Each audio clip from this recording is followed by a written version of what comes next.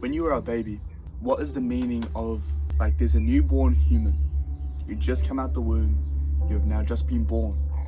What is the meaning or purpose of that newborn baby? When I look at it, I see the purpose and the meaning for the newborn baby is to simply eat, sleep, grow, cry, laugh, live, survive through little sicknesses. The meaning and purpose of a newborn baby, or you being brought into this world, what was your meaning and purpose when you first got brought into this world? And I would have to, when I look at it, that's how I see it. The meaning and purpose that you had when you were first born was to do those things. Eat, sleep, poop your pants, pee your pants, whatever. Be a baby. That was the meaning and purpose of your life when you were first into the world, you know? What is then the meaning and purpose as that individual grows older? There's something that starts to happen at a certain degree when you get older and older throughout the years. And it's something to do with conscience or being conscious. What is the definition of being conscious? I guess I could say, in other words, being aware of our own actions, our own thoughts, our own future wants, desires, needs. And at a certain degree or at a certain point during a child's life, as they get older into teenage years, into adult years, whatever, most likely as they begin to become a teenager, whatever they've seen on TV, whatever they've seen with their parents, whatever they've seen around them, they begin to become conscious. When I was about 6 years old, my uncle died from drinking and driving. He went out one night, he was having a bad mental health phase. I don't think he had a good relationship with himself. And one night he decided to drink a lot. He decided to drive very fast. And when he turned around a corner, his car hit a pole and the car wrapped around the pole, and my uncle had passed away. When I was 5 or 6 years old and that happened, I don't think I was old enough for it to really affect me or impact me in the way that it could have, because I wasn't aware or conscious yet of the whole concept of the fact that he's gone, or that what necessarily had happened, you know? Didn't fully digest it, but I think as I slowly got older, I knew that something had happened. I knew that Uncle Kenny had died. I knew what had happened, but I didn't know what happened. And I think when I got older, I understood and realized that was my first understanding about life and death. That was my first realization that when we live our life, when we live this life that we have here inside our own eyes, inside our own worlds, when I die, I'm gone. I'm not here anymore, here in this world, as far as I know. So I think it all started for me when I was probably started snowballing at the age of 8 years old, where I started to understand how life and death worked. I set a new importance on myself at a very young age to then live this life, my life, as best as I could and leave something behind.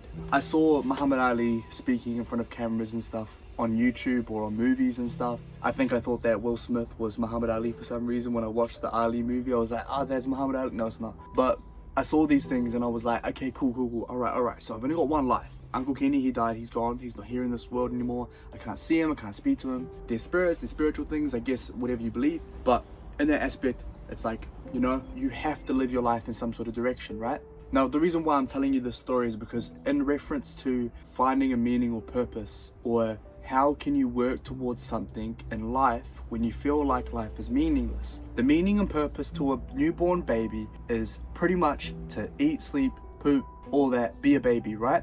As the baby gets older, it witnesses things around it, the parents, the home that it's in, the toys that it plays with, the shows that it watches, the movies that it's seen, whatever. That newborn baby grows up, becomes a teenager, and then eventually at a certain point you become conscious and aware of certain things. Once you and yourself become conscious of certain aspects, you then have decisions to make. That's why we have free will. And the free will we have can point us in any direction that we choose. And now we are in our own worlds. I'm in my world. This is my own point of view of the world, whatever. Someone else is in their own world, someone else is in their own world, and we're all just main characters in our own kind of movie. For anybody that feels like life is meaningless, the journey to find meaning is the meaning. The journey to find purpose is the purpose. Walking and not knowing is what you should be doing, because not everyone knows what they want to do.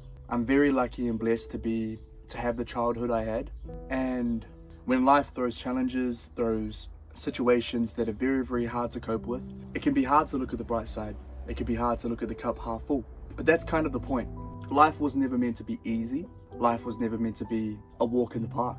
But you are technically walking somewhere. And now the cool thing is, the best thing is, the most amazing thing about life is that you get to choose whatever direction that you want to go. The meaning and purpose or goal at the end of the tunnel is completely up to you. Now, finding whatever makes you feel fulfilled, or finding whatever that thing that gets that spirit going, something even bigger than yourself, something that motivates you to do something day in, day out, is most probably the best thing that you should direct your energy towards. And I think some of the best things to remember is that yes, the journey is the meaning, the challenges is the purpose. The fact that you don't know but you are searching for it, or asking certain questions like that in the first place, is the meaning, is the purpose. That is the point of life, is to learn, to grow, to continue to walk, not knowing what to do, figuring it out as you go, as we all are. And that's what I hope is the best thing.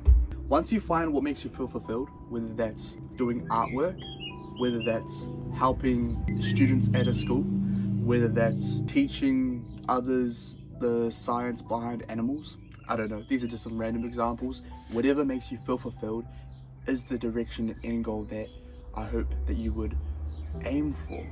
And if you don't know what that specific end goal is, 100% try your best to balance certain aspects of your life and the fact of bettering yourself or aiming upwards with yourself. Look at a certain direction, aiming upwards.